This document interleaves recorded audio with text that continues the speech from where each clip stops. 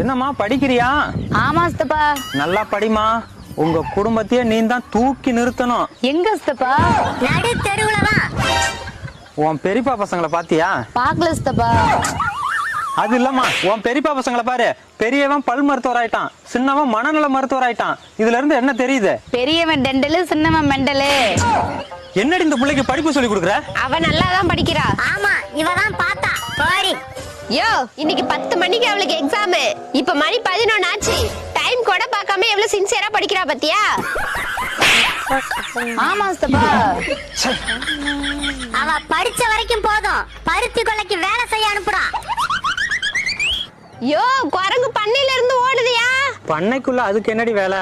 கொய்யா பழம் பறிக்க வந்திருக்கோம். யோ, கொய்யா மரம் அங்க இருக்கு, குரங்கு இங்க இருக்கு. சரி விடு, தெரியாம வந்திருக்கோம். தெரியாம வந்தது எதுக்கே முட்டையை தூக்குது?